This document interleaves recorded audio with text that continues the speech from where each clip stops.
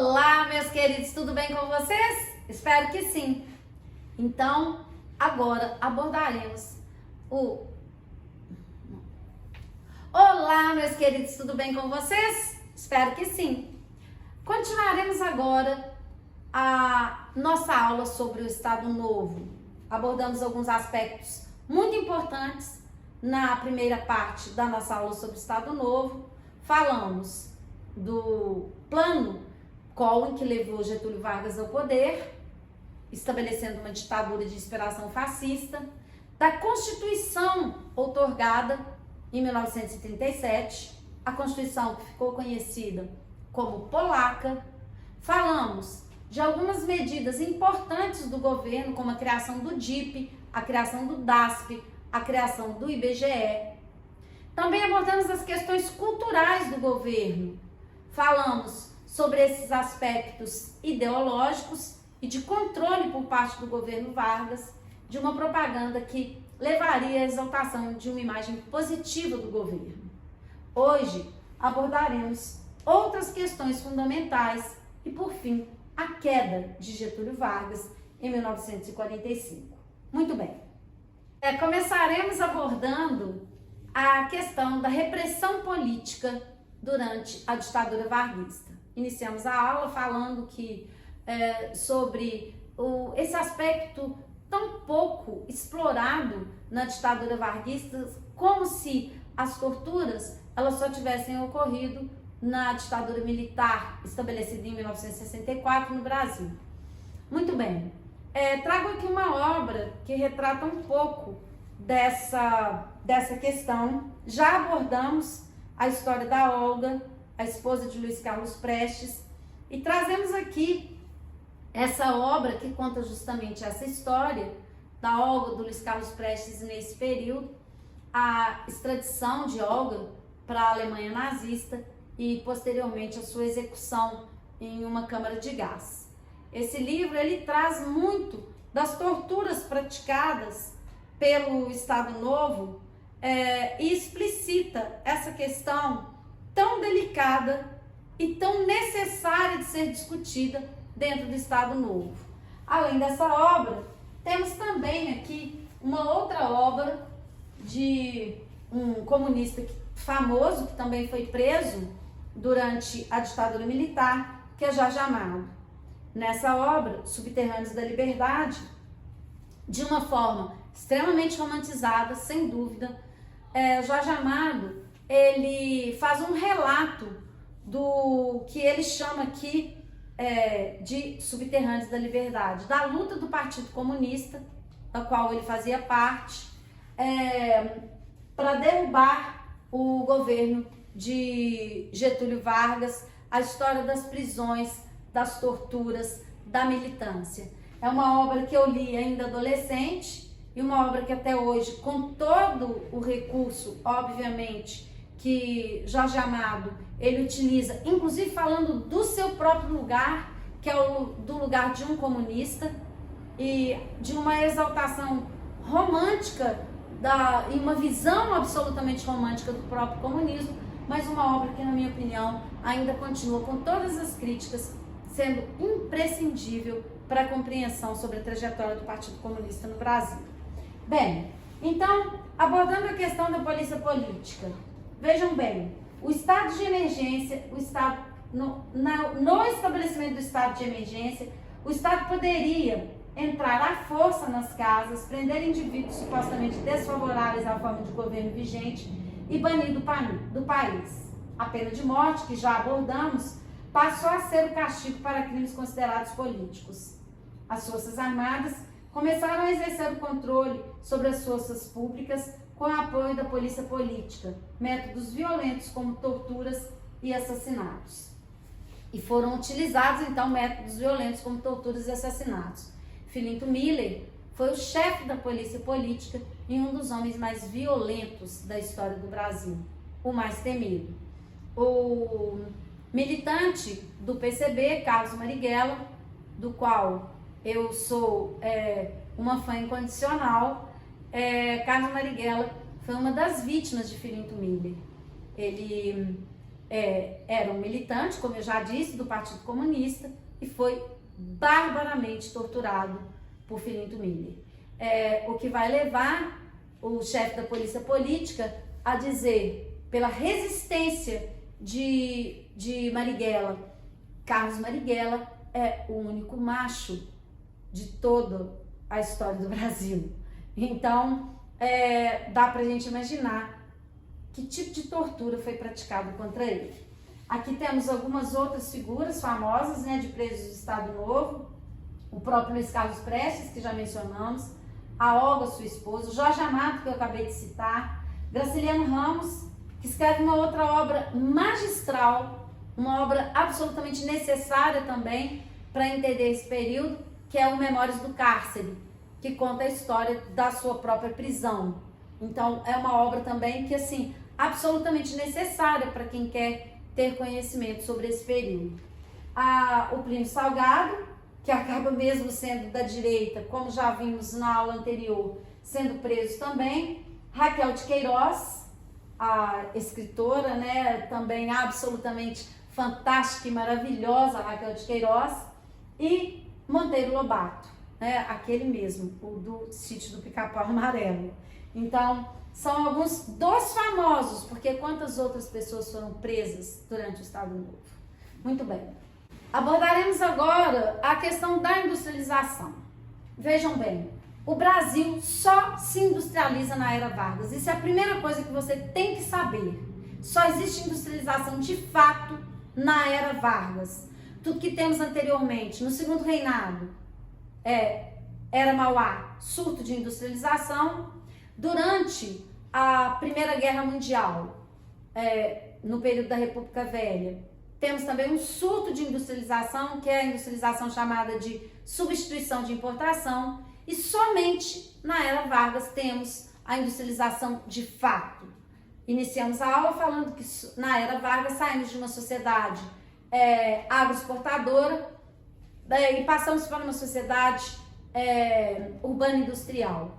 Então, essa industrialização é a tônica econômica da Era Vargas.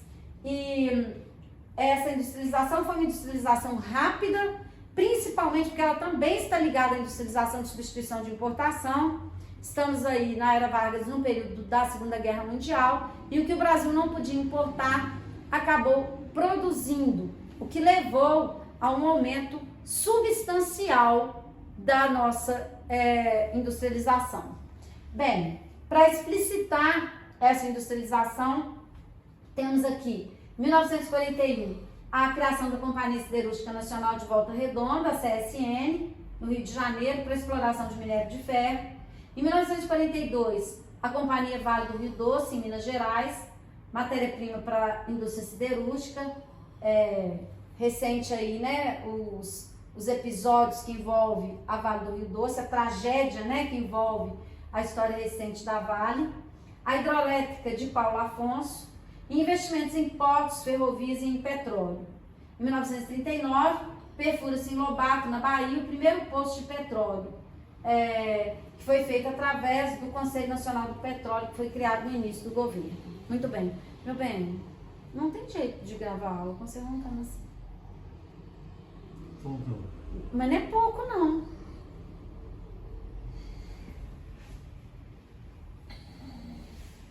Suou, meu bem. Uai, mas como é que vai ficar? A aula tá muito boa. Não, já ia xingar. Vamos, passa o slide. Bem, para abordarmos do ponto de vista teórico essa questão da industrialização, vou trazer um conceito importante aqui. O Estado, como Estado ditatorial, é um Estado também intervencionista.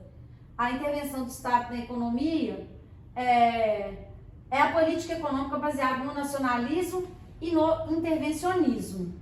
Então, temos aí um conceito muito importante que permeia as relações econômicas do governo, que é o chamado corporativismo. Prestem bem atenção. É a doutrina que impediu o conflito de interesse entre trabalhadores e os donos das indústrias. Para que o corporativismo fosse viável, Getúlio Vargas assumia a função de árbitro entre os interesses desses grupos sociais, compondo a maioria compondo a maioria, os trabalhadores teriam suas atividades políticas e sindicais controladas pelas leis governamentais. Munidos de tal garantia, os representantes dos empresários se mostraram dispostos a arcar com vários custos que a legislação trabalhista produzia ao longo do tempo. Ou seja, essa ideia de que há uma conciliação entre capital e trabalho para evitar a luta de classes no modelo marxista. Então, é a negação, o corporativismo, na verdade, é a negação da luta de classes e vai ser a tônica do governo Vargas justamente para beneficiar os empresários. Na verdade, as leis trabalhistas que veremos agora, elas só são uma forma de controlar o trabalhador. A ideia é, se o governante benevolente concede as leis, por que você precisa lutar? Não há contradição entre capital e trabalho. Vejamos as leis. Então, olha só, com o crescimento industrial, a classe operária cresceu. Em 1943, temos a CLT, Consolidação das Leis do Trabalho.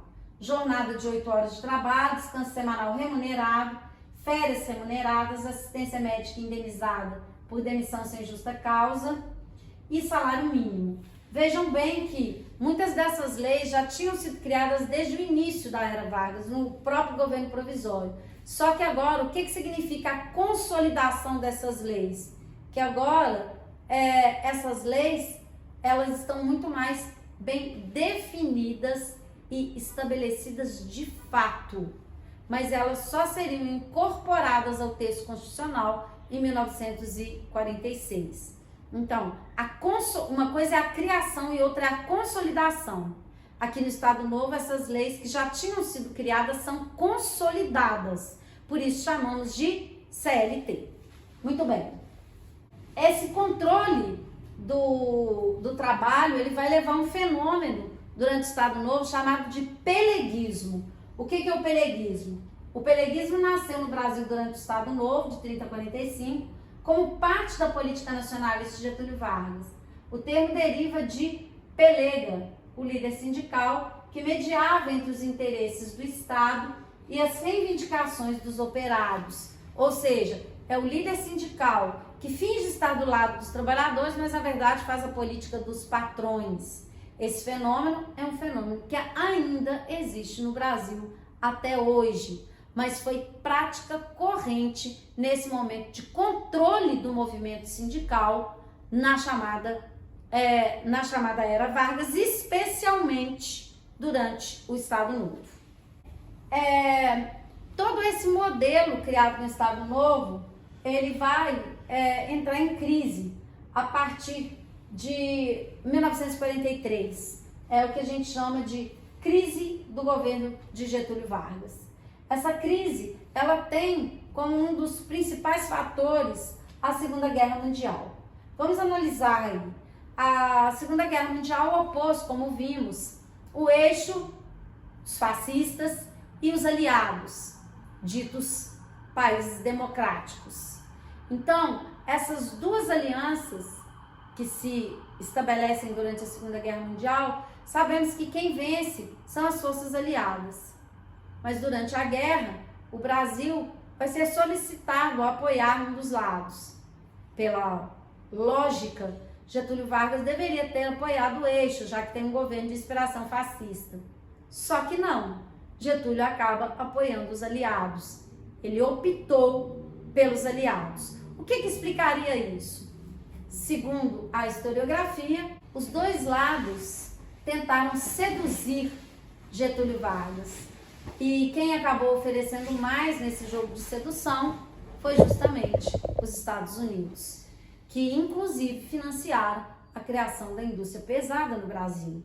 Toda essa industrialização que acabamos de mencionar, embora fizessem parte de um discurso nacionalista, ela foi promovida com capital estrangeiro, principalmente para que o Brasil entrasse na Segunda Guerra Mundial ao lado dos aliados. Envia a FEB para a Itália e há uma participação significativa. Veremos um vídeo sobre isso na aula de hoje, sobre os pracinhas brasileiros e a atuação deles na Segunda Guerra Mundial. O fato é que essa participação ela explicita as contradições dentro do Brasil. E muitas pessoas e muitos grupos políticos passam a reivindicar a redemocratização, já que o Brasil apoiava forças democráticas externamente. Isso vai levar, em 1943, ao Manifesto dos Mineiros. Minas Gerais, através desse documento, exige a redemocratização. E essa pressão, essa pressão interna pela democratização, ela, além de interna, ela é externa também, porque os Estados Unidos também passam a fazer pressão para que o Brasil se redemocratizasse. Getúlio, habilmente, ele finge conceder, então, essa abertura. E aí, o que ele faz? Pelo ato adicional número 9, em 1945, ele possibilita as eleições presidenciais, governamentais e legislativas, ou seja, o retorno das eleições, inclusive dizendo que ia permitir a eleição presidencial, que ele sairia do poder. Ele concede anistia ampla, então todos os presos políticos são soltos, e a possibilidade do retorno dos partidos políticos. Muita atenção, porque o próximo período que veremos na história do Brasil, que é a redemocratização, falaremos desses partidos o tempo todo. Então, eu digo, você precisa decorar o nome desses partidos, não tem opção, tem que saber. Quais são os partidos? O PSD, Partido Social Democrático, Getulista, é o partido da elite de Getúlio. O PTB, Partido Trabalhista Brasileiro, que é a base trabalhista, getulista também. A UDN, União Democrática Nacional, ligada ao nome de Carlos Lacerda, que é radicalmente anti-getulista. O PCB, Partido Comunista Brasileiro, que vai ser legalizado, porque tinha passado toda a sua história desde 1922 na clandestinidade, e é legalizado em 45, embora, vamos ver, tenha ficado por pouquíssimo tempo como partido legal. Temos também a lei antitruste, a lei Malai, que estabelece o controle da emissão de dinheiro para fora do Brasil, que é, na verdade, uma ação contra o capital externo. Bem, nas eleições presidenciais de 45, que levariam ao fim do Estado Novo, temos 3 candidatos à presidência. O candidato do PSD-PTB, que é o Eurico Gaspar Dutra, que era o ministro da guerra de Getúlio Vargas, ou seja, esse candidato explicita a influência de Getúlio no processo eleitoral de 45. A UDN, de Eduardo Gomes, com Eduardo Gomes, que é o partido radicalmente antigetulista, como eu acabei de dizer. E o PCB, com o Iedo Fiuza, representando a esquerda, o PCB. Na campanha presidencial, Vargas finge estar aceitando o jogo agora democrático, só que por baixo dos panos ele incentiva uma campanha chamada campanha do queremismo. Queremos Getúlio na Constituinte, porque ele promete que vai convocar uma Assembleia Constituinte, só que ele incentiva aqueles que ainda o querem no poder nesse movimento aí, que é o movimento do queremismo. E isso vai levar muitas pessoas a se oporem radicalmente a Getúlio. Temos também a criação do MUT, que é o Movimento de Unificação dos Trabalhadores, que representa aí essa reação dos trabalhadores e do próprio avanço da esquerda nesse período. Só que o que vai acontecer? Muito bem, em 29/10/45, temos a renúncia de Vargas. Todas essas forças que explicamos até então, a oposição externa, a composição das oposições internas, acabam levando a UDN a tentar dar um golpe, que era contra Getúlio, e Getúlio, por pressão militar, acaba renunciando à presidência. Assume, então, o presidente do TSF, o senhor José Linhares. Estava, então, chegando ao fim a ditadura do Estado Novo. Embora, isso veremos na nossa próxima aula, aquele que foi eleito para iniciar o período de chamado redemocratização estivesse profundamente ligado a política do Estado Novo. É o que veremos em nossa próxima aula. Um grande beijo, espero que tenham entendido, espero que tenham gostado. Tchau para vocês!